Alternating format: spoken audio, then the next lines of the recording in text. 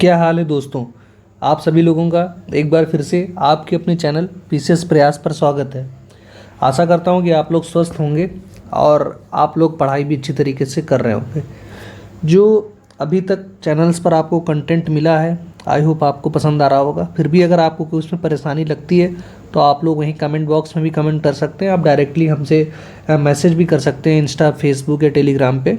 सारी लिंक्स आपको description box में मिल जाएंगी।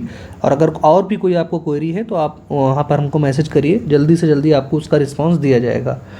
बाकी रही बात थंबनेल, आप लोगों ने देखा उसमें क्या लिखा है, तो जोक्स अपार्ट, लेकिन जो इस समय की मानसिक स्थिति है प्रत्येक अभ्यर्थी की, वो इतना परेशान है। लेकिन क्या कर सकते हैं हम लोग, बस एक नोटिस का इंतज़ार। जो लोग बता रहे हैं, इधर उधर से जो खबरें मिल रही हैं उनको सुन रहे हैं। ठीक है, कोई एक विचार ना हम लोगों के दिमाग में सटीक बन पा रहा है, ना उसका कोई हम लोग सोल्यूशन निकाल पा रहे हैं। देखो दोस्त, सिंपल सी बात तो ये है कि ये एक लाइफ है। लाइफ इजी तो नहीं होती, इसमें आपके दुख भी आएंगे, तकलीफ भी रहेंगी, मुसीबतें भी रहेंगी। ठीक है, लेकिन कैसी भी परिस्थितियाँ आती हैं आपको उनसे डरना नहीं है। ये नहीं कि आप अवॉइड कर दे रहे हैं, अब आप पेपर नहीं देंगे, अब तैयारी ही नहीं करेंगे, आप सोच रहे हैं कि कुछ भी करने लगते हैं, पार्ट टाइम जॉब कर लेते हैं, कुछ भी कर लेते हैं। लेकिन हाँ, आप साथ में कुछ काम कर सकते हैं। लेकिन ये नहीं है कि एग्ज़ाम अगर पोस्टपोन हो रहा है तो आप तैयारी ही छोड़ दे रहे हैं, आप पेपर ही नहीं देंगे। आपको क्या करना है कि भागना नहीं है, डरना नहीं है, आपको अपना जो हौसला है वो बनाए रखना है। एक बहुत ही फेमस थॉट है, मैंने पढ़ा तो मैंने सोचा आप लोगों के साथ शेयर करना चाहिए। ये ज़िंदगी हंसी है, इससे प्यार करो। दोस्तों, ये ज़िंदगी हंसी है, इससे प्यार करो। अभी है रात तो सुबह का इंतज़ार करो। वो पल भी आएगी, वो पल भी आएगा जिसकी ख्वाहिश है आपको। वो पल भी आएगा जिसकी ख्वाहिश है आपको। रब पर रखो भरोसा, वक्त पर एतबार करो। वो जो पल, जो आपका चैन का जो चैन होने की जो खुशी, वो आप लोगों को भी उसका एहसास होगा। लेकिन उसके पीछे की जो मेहनत है वो दोस्त आपको करना ही पड़ेगा। इसमें कोई दो डाउट नहीं है कि आप लोगों की मेहनत सही से चल रही है। इस समय आयोग और सरकार की ये नाकामी है कि आप लोगों को पेपर देने का मौका नहीं मिल रहा है। लेकिन फिर भी ये भी एक एग्ज़ाम की प्रोसेस का एक पार्ट है, उससे आप लोगों को सरवाइव करना ही है। उसको आप छोड़ करके पीछे नहीं भाग सकते। अब थोड़ा बहुत हम लोग बात कर लेते हैं कि भाई आयोग क्यों नहीं रहा, ऐसा क्यों लिखा गया थंबनेल पे।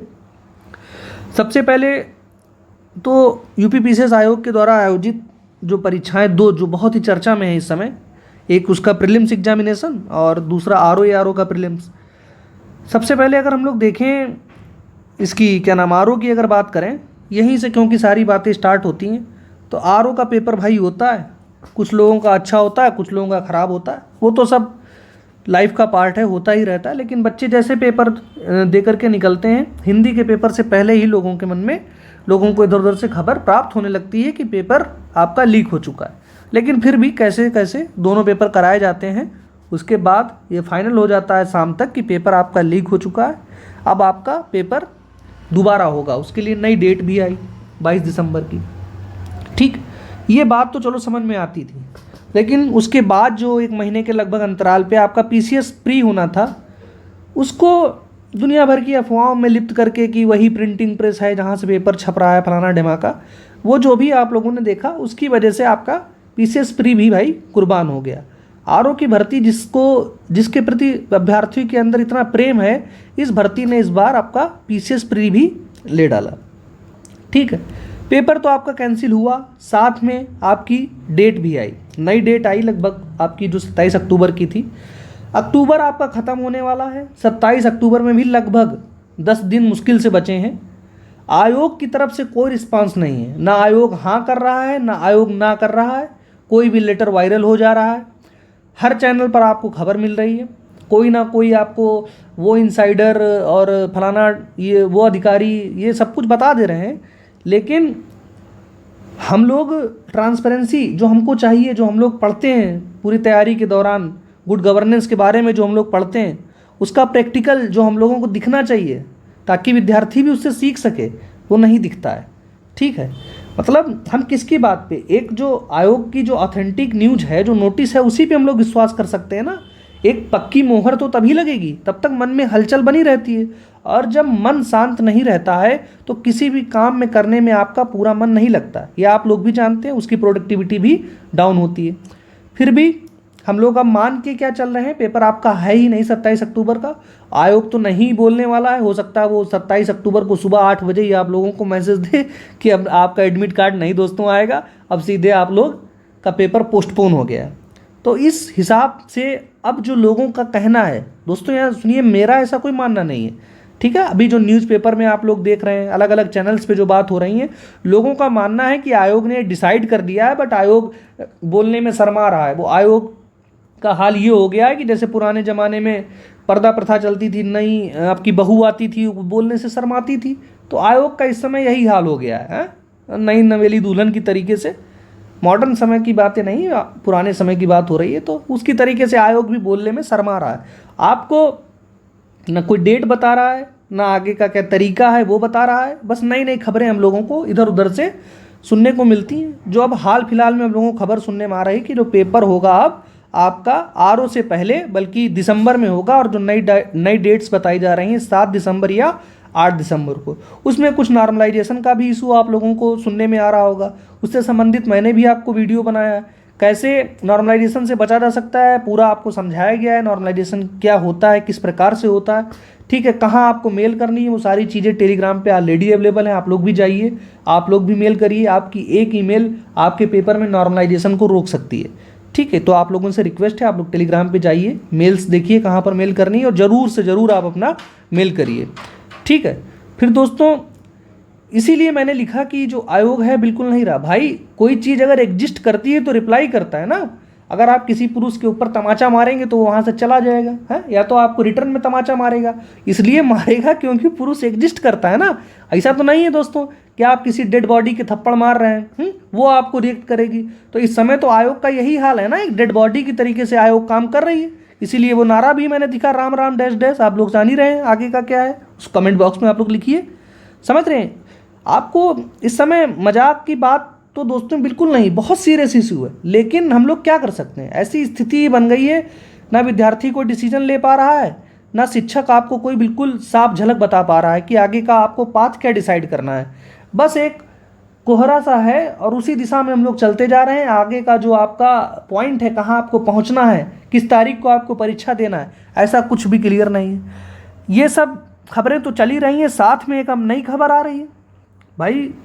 आयोग तो खबर दे नहीं रहा है, लेकिन जो इनसाइडर्स, जो पूरा आयोग चला रहे हैं बाहर से, उन लोगों का ही कहना है कि भाई जनवरी में तो कुंभ है, तो वहाँ पर सारा प्रशासन चाहिए होगा, तो पेपर कैसे हो सकता है भाई, कुंभ तो बेसिक है, तो वहाँ पर सारा प्रशासन आपका शिफ्ट हो जाएगा।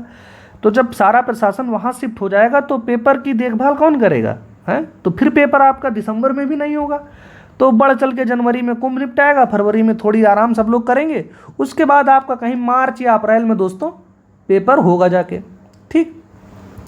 तो ये सारा समीकरण हम लोगों ने समझा आयोग से रिलेटेड कि क्या स्थिति चल रही है, कैसे क्या चल रहा है, कब एग्जाम हो सकता है, किसका क्या कहना है, और ये सारी बातें तो आप लोगों ने देख ली, जिनका कोई भी उद्देश्य है नहीं। अब हम लोग मेन बात पे आते हैं, जो आप लोगों ने देखा भी होगा कि अब जो भी डेट रहे, आपकी दिसंबर की रहे, ठीक है, या आपकी मार्च या अप्रैल की रहे, हम कह रहे हैं इस बार नहीं, अब अगली साल 25 के लास्ट में रहे, है, जब भी रहे। लेकिन दोस्त क्या करना है, आपको पढ़ना तो है ही, तो उसके लिए आपको मोटिवेट भी रहना पड़ेगा, है। ये कोई आपका 2 दिन का तो एग्ज़ाम है नहीं बोर्ड्स का, कि आपने रात में कोई ऐसे एनर्जी डोज ले लिया, सुबह गए उठ करके आपने अच्छा सा पेपर निपटा के अपना चला है, नंबर पा गए। ये आपकी सिविल सेवा की तैयारी है। यहाँ पर वैसे भी 1-1.5 साल समय, अगर आप सीरियस कैंडिडेट हैं और आप अच्छे से अपना सिलेबस पूरा करेंगे तो 1 से 1.5 साल का समय आपको वैसे ही लग जाता है। फिर आयोग की नाकामियाँ रहती हैं, 1 साल की भर्ती को लगभग 2-2.5 साल लगा देते हैं। अभी थोड़े दिनों से सही चल रहा था, अब आयोग फिर अपनी पुरानी आदतों पर उतर आया है, ठीक है। तो इस समय पर आपको कैसे मोटिवेट रखना है, तो देखो दोस्त, पहली बात तो मोटिवेशन को हम लोग 2 तरीके से समझ सकते हैं। एक ऐसा मोटिवेशन जो आपका परमानेंट होता है, और एक ऐसा मोटिवेशन जो टेम्परेरी होता है।